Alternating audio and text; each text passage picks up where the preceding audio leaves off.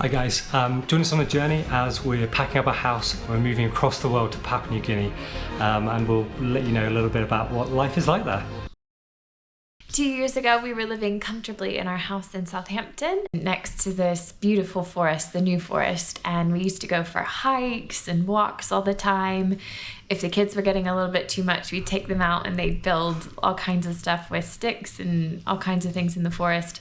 And they also loved spending time at all the local parks. You realize the amount of parks we had to choose from was just amazing. I was working as a preschool swimming teacher, as well as working for a local charity in the city.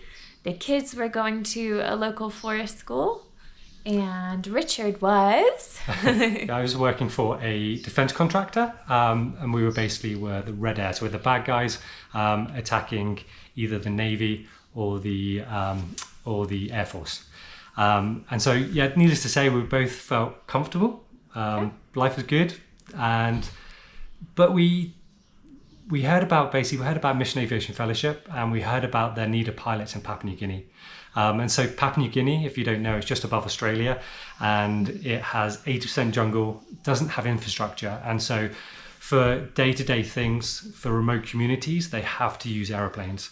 There's aeroplanes for medevacs, there's aeroplanes for food, there's aeroplanes for schooling as well, and they were desperate for pilots. And so we kind of spoke about it, and we thought, actually, this is something that we can do. Yeah. And so fast forward to a year ago, and we both quit our jobs, and we joined MAF, and we started on the journey to basically get to Papua New Guinea. Yeah. That's basically it. Well, I think we've done it. We've condensed life into a few bags. A little bit tiring, but we got there in the end.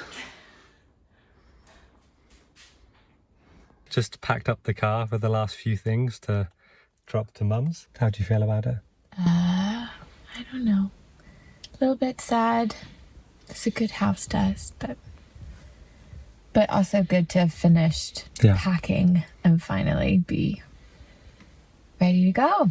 Yeah, I think that one of the things I'm learning is like you can be excited but like mourn things as well. Yeah. And so so for me it's like, you know, for so long it was like, oh, it'd be amazing to have our own house, and then we bought our house 4 years ago, and it was like, oh, you know, feel so blessed by this, and we all still do, but it's like it feels weird to then almost like hand that back. And I think that I'm learning that it's fine to be sad about that, but be excited and know it's the right choice.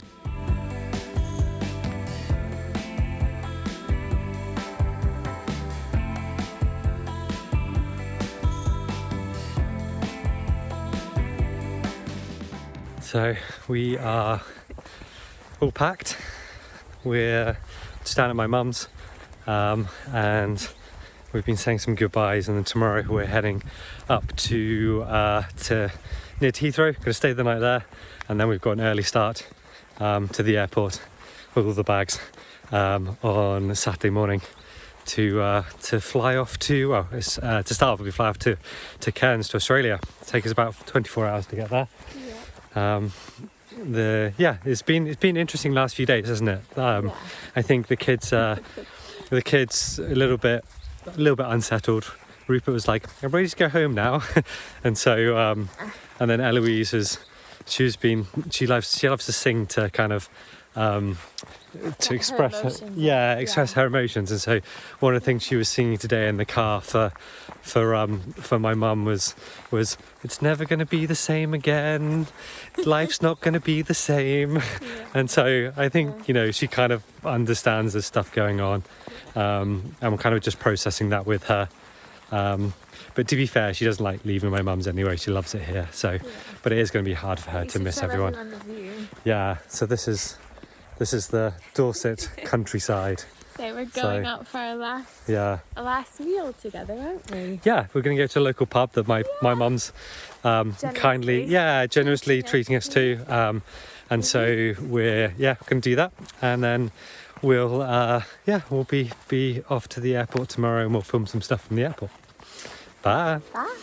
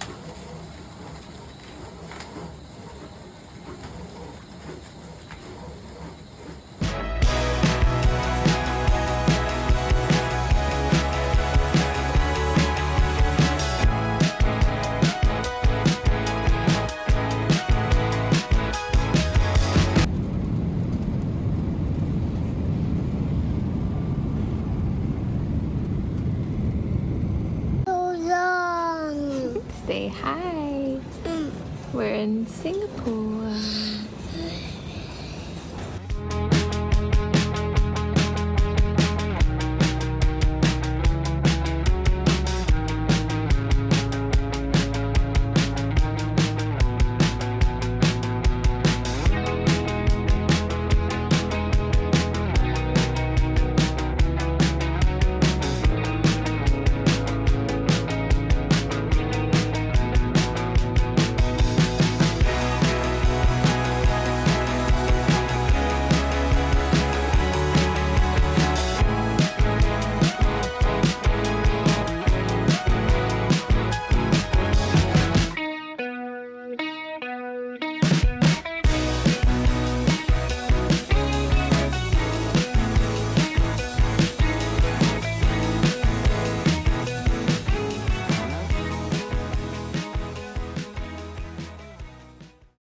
Hey guys, we just wanted to tell you a little bit what it's been like in PNG. We've been here for about a month now. I can't believe that time has gone by so quick. And we just wanted to, there's so much that we could talk about, and I think we're just going to cover a few things. First, how did I find it? Yeah, how are you feeling? Can you explain a little bit about what the roads are like over here?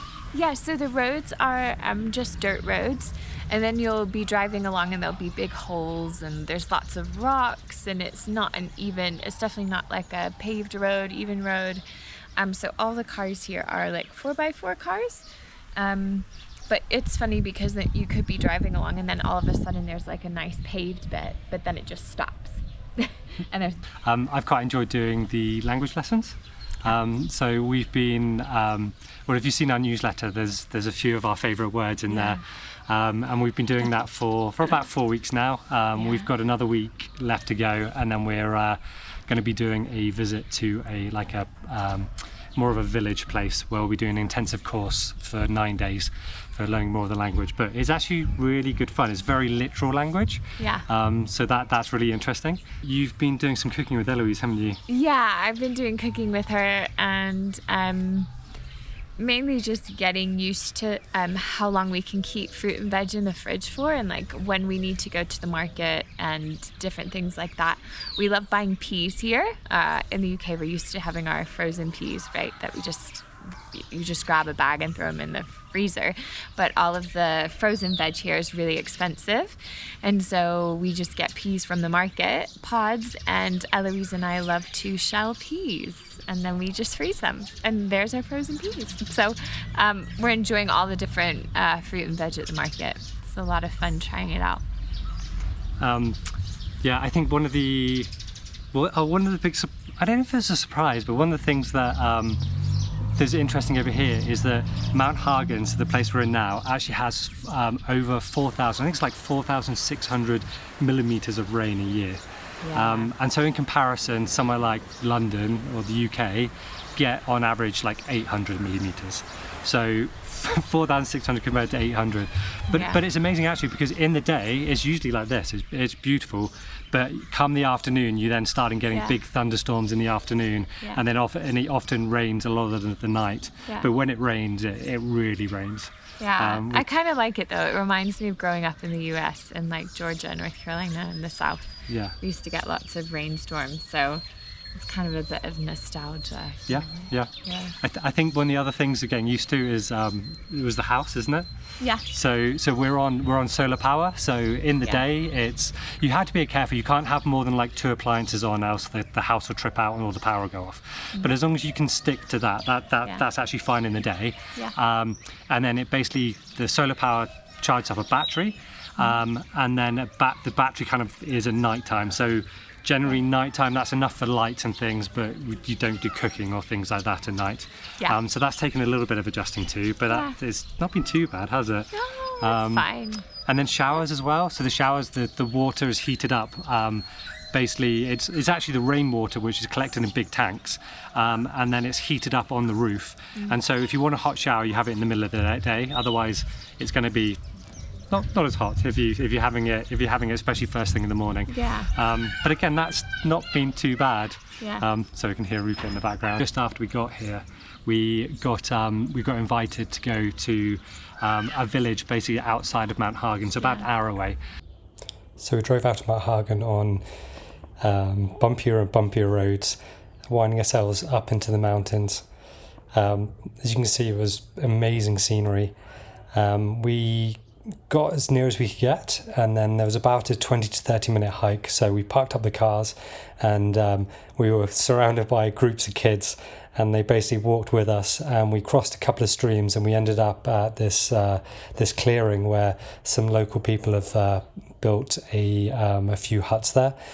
We all felt so welcomed. We were introduced to our first mumu, which is basically where the food is buried underground with hot coals, and that's how it's cooked.